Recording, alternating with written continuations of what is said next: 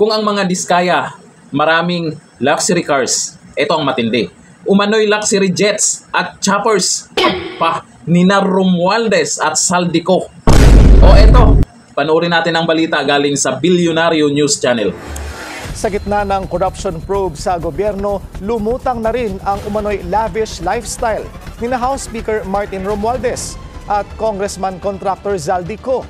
Ayon sa source ng Bilyonaryo, bumili si Romualdez ng 2 Gulfstream private jets mula kay ultra-bilyonaryo Lucio Tan.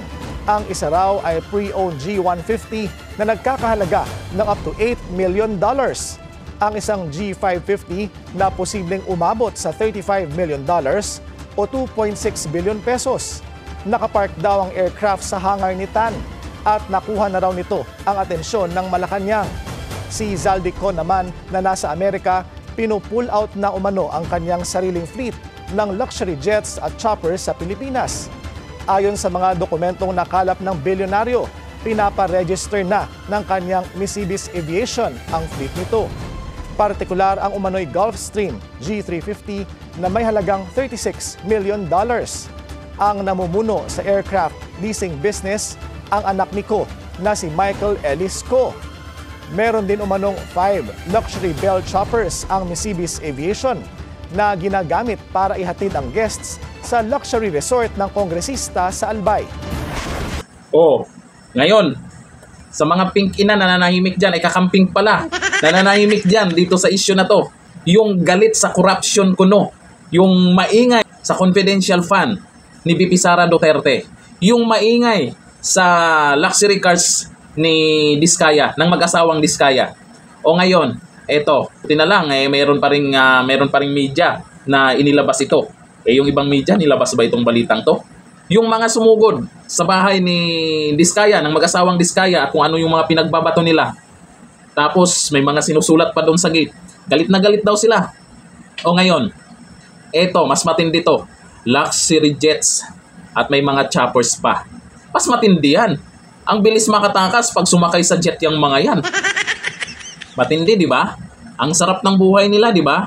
Tapos sasabihin pa ng iba, wag daw idamay yung anak. Yung anak na nagmamayabang sa social media ng kayamanan nila, alam nila kung saan galing yung pinagyayabang nila. O eto, ang komento ng nakapanood sa balitang to. Sabi ni Dexter Coronado, magsara na kayo TV5, GMA, ABS-CBN, para sa akin, Bilyonaryo News na ang number 1. Kasi itong balitang to ay hindi po natin pa napanood. Malay natin, late lang sila, di ba? Hindi pa natin napanood ito tungkol po sa mga luxury jets at choppers di umano ni Romualdez at Saldico. Mapapasanaol ka na lang talaga dito. O sabi ni Carmen Magpantay, sarap buhay ang mga magnanakaw ng Pilipinas kung mahal. Sarap buhay talaga. Busog na busog sila. Tapos hindi pa yata na-freeze agad yung assets nila, di ba? Walang action kaagad. Pag Duterte, ang bilis, pinadala agad sa ICC. Sabi ni Sasa de Leon, kahit kitang-kita na ang mga ebidensya, hindi pa rin sila nanagot at pinagtatakpan pa.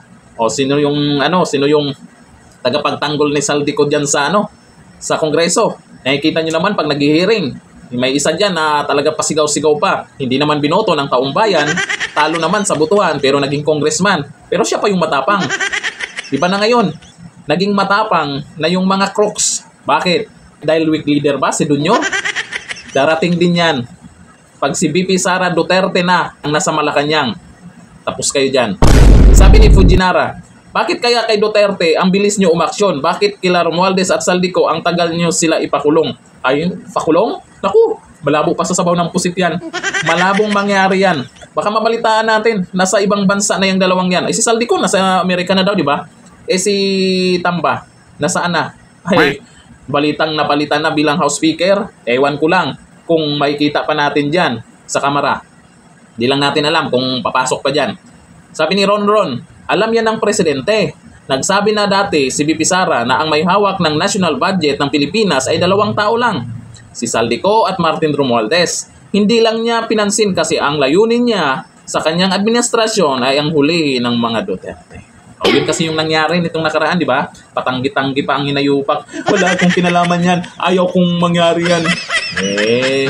Kaya wala nang maniniwala kung ano yung sasabihin niya. Ngayon, Hinihintay nyo pa na magalit yung taong bayan. Tapos ngayon, mabalitaan natin, papalitan daw yung House Speaker. Bakit? Yan lang ba yung magiging kabayaran sa mga nangyayaring anomalya sa flood control projects at iba pang pagnanakaw ng mga kurap dyan? Hindi matatapos yan. Matatapos lang agad yan kung si Junior bababa na dyan. Nandito na lang, thank you.